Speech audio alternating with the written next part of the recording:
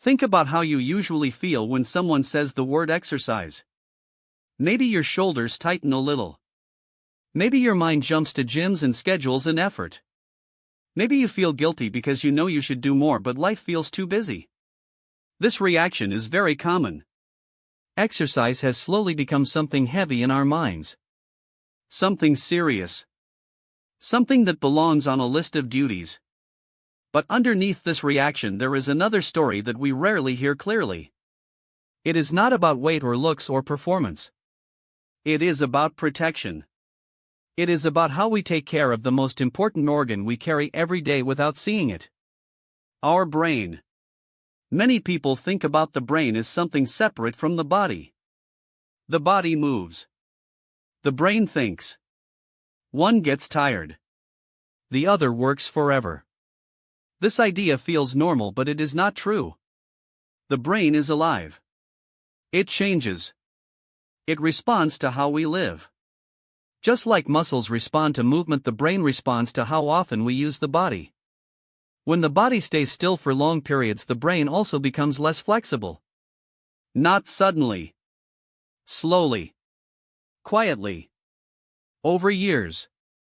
This is easy to miss because nothing feels wrong at first. You still remember names. You still solve problems. You still feel like yourself. But under the surface, small changes are happening. Connections weaken. Areas responsible for memory and focus slowly lose strength. This is not something to fear. It is something to understand. The first insight is simple but powerful. Movement is not only for the body you see. It is for the brain you cannot see. When you move, your heart pumps faster. Blood flows more strongly. Oxygen reaches deeper areas of the brain. Areas connected to memory and decision-making wake up. They receive signals that say stay active, stay ready, stay strong. Over time, these signals build structure.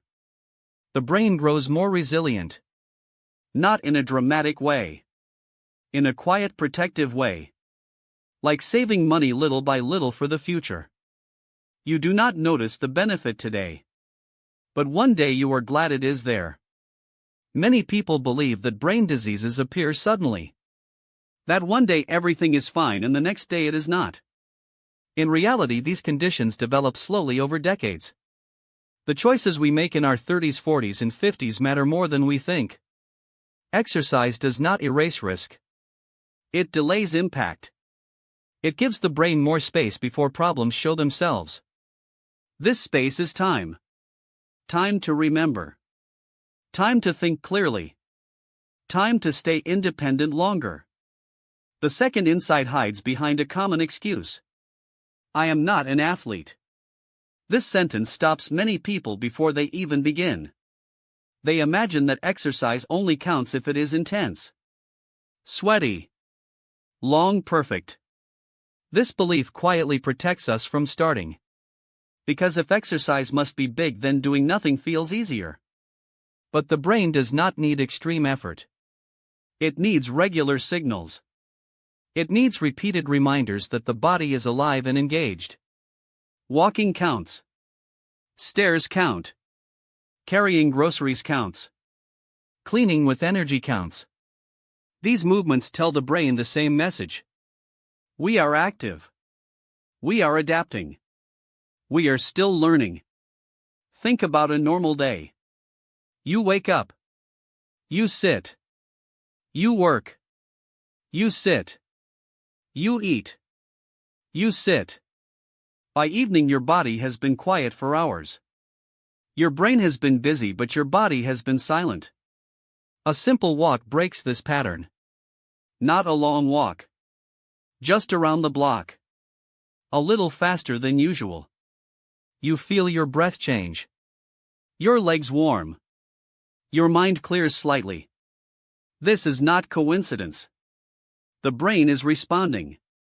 It is being fed. Over weeks, these small moments add up. They strengthen areas that help you focus and remember. They support emotional balance. People often say exercise helps mood. This is true but incomplete. Exercise helps the brain handle stress. It makes stress feel less overwhelming. Because a strong brain is better at regulation, better at pause, better at perspective. The third insight is about structure. Modern life removes movement without asking. Elevators replace stairs. Cars replace walking. Screens replace physical tasks. None of this feels dangerous. It feels comfortable. But comfort has a cost. When movement disappears, the brain receives fewer challenges, fewer changes, fewer signals that say adapt. Over time, this leads to rigidity. Not only in muscles but in thinking. You may notice this as forgetfulness, or slower reactions, or feeling mentally tired after small tasks. These are not failures. They are signals. Signals that the brain needs more physical input. The good news is that structure can be gently changed. You do not need to rebuild your life. You just need to add movement back into the spaces where it disappeared. Take stairs instead of the elevator. Park a little farther away. Walk during phone calls. Clean with intention. These actions seem small. But the brain does not judge size. It responds to frequency. 3 or 4 times a week. 30 minutes. Broken into pieces if needed. This is enough to build protection over time. This leads to a reframing that matters. Exercise is not a task you add. It is a way you move through life.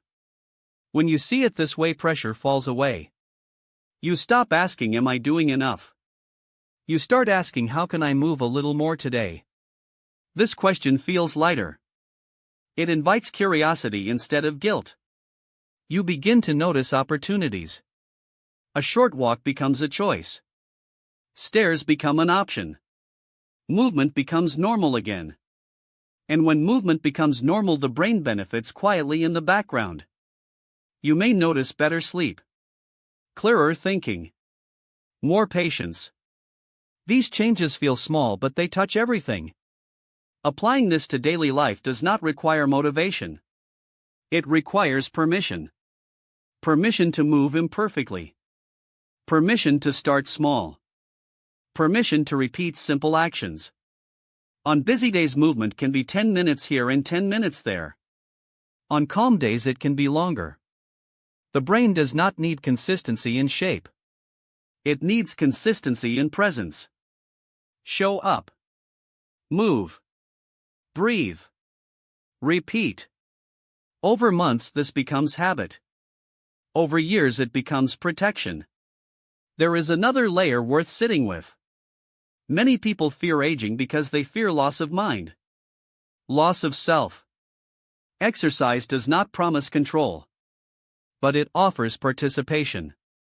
It allows you to invest in your future brain today. Quietly. Gently. Without fear.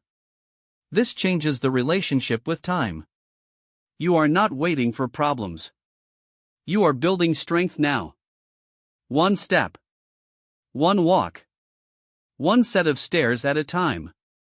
And as you move through your day-to-day, you might pause and ask yourself, not how hard should I exercise, but how can I give my brain one more signal that I am still alive and moving?